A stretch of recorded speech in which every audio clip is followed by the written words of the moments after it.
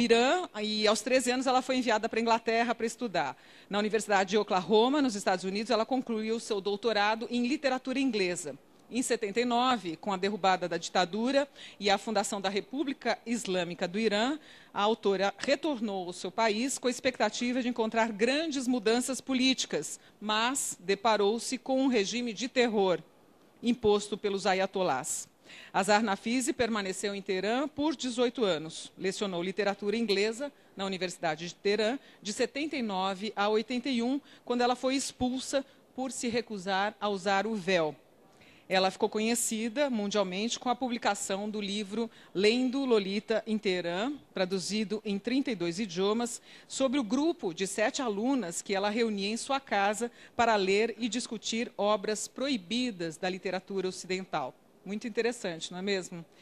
E Azar hoje vive em Washington e escreve regularmente para o New York Times, Washington Post, The Wall Street Journal e agora está lançando, como eu disse, o segundo livro autobiográfico, O que eu não contei, que é um relato sobre a sua família e sua vida no Irã, incluindo esse processo todo da Revolução Islâmica que transformou o país em uma ditadura religiosa. Márcia Camargos, ali à extrema-direita, minha colega Márcia. Márcia, é um prazer também estar aqui com você. A gente se conhece de início de profissão na Abril Vídeo. E a Márcia é uma jornalista, doutora em História Social pela USP também. Ela é sócia da Usina de Conteúdos e muito produtiva. Já tem 19 livros. É isso mesmo? É tanto livro que a gente não acompanha, não dá conta dessa produção da Márcia. Em 98, em coautoria, ela ganhou o Prêmio Jabuti nas categorias Ensaio e Biografia e Livro do Ano com Monteiro Lobato, Furacão na Botocúndia, pela editora Senac. A Márcia, junto com Vladimir Saqueta, seu ex-marido, são 2 grandes especialistas em Monteiro Lobato no Brasil. E outro assunto do interesse da Márcia é o Oriente. Ela agora está lançando e publicando junto com a Adriana o Irã sob o Chador. E ela já tinha feito, não estou com o livro aqui, O Voo do Albatroz. Você está com ele, Márcia? Sobre o qual a gente teve uma oportunidade de conversar no programa Letras e Leituras, onde ela contava a história de um refugiado do Irã. E, a partir desse livro, o interesse pelo seu país foi despertado.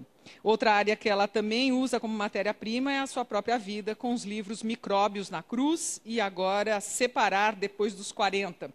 Um guia para mulheres que desejam recomeçar a vida, pela Panda Books.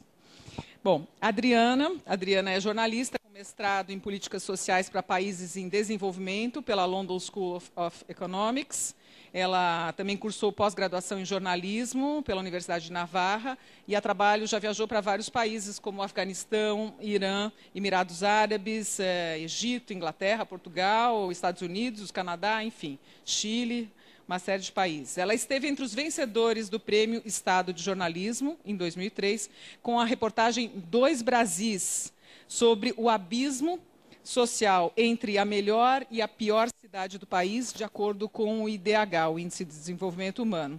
Em 2008, com o dossiê Irã, um caderno especial sobre política, economia, religião e direitos humanos e comportamento no país dos ayatolás. Ela é repórter especial do jornal Estado de São Paulo, onde está desde 2002 e, como eu disse, escreveu em coautoria o livro O Irã sob o Chador. Isso mesmo.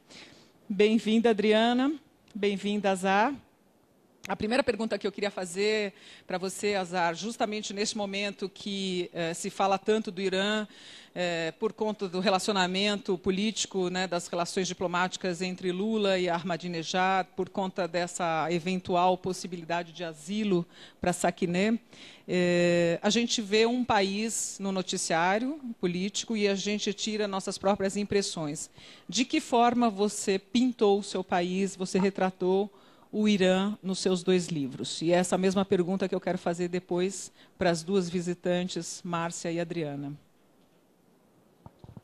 Thank you very much, Mona. It's lovely to be here in this very beautiful country. I think that one of the most important thing about books is how they connect you to people that you should be connected to. Not always great works of imagination transcend the boundaries of nationality, religion, ethnicity, geography, gender, and race. And so you feel as if you're at home among intimate strangers. So it is wonderful to be among these intimate strangers with whom I feel so close, although I don't know you. And you mentioned about politics, and I think that it is really a shame that the world today is so dominated by politics that even when someone leaves a country in order to sort of transcend the tyranny of politics, you go to the world, and the world again confronts you with politics. About Iran, when I came back to United States, one of the first things that bothered me was how a tyrannical regime, what they do, the first thing that they do is they take away your multivocality of voices. They don't like different voices. They want their own voice and their own image. They impose a uniformity upon the population. They steal not just your reality, but also your history, your past. And that is why one of the first things that they attack is, in fact, imagination. Because poets and writers always give the alternative views of looking at the world. And so tyrants are always in competition with the poets in order to, take away from them the view that they give of the truth. And so it was very disturbing for me, and it still is, that when we talk of Iran, we don't think of a country with 3,000 years of history and of culture. We do not think of some of the most important names in poetry and literature and philosophy in the world. We do not think of the various... Iran, very much like Brazil, has so many different ethnicities, different religions, different interpretations of Islam itself. And yet we don't see that. All we see is the picture of Mr. Ahmadinejad with this smile on his face, as if he's just broken the neighbor's window and gotten away with it. And so in my stories, I wanted to bring out the variety of Iran, the sensuality of this culture, the colors, the different voices. And I also wanted my books to be a way of showing how when we are caught in repressive conditions, how when reality takes away from us our voice and our space, through imagination and literature, people create their own spaces. And so both my books are, in fact, a celebration of imagination.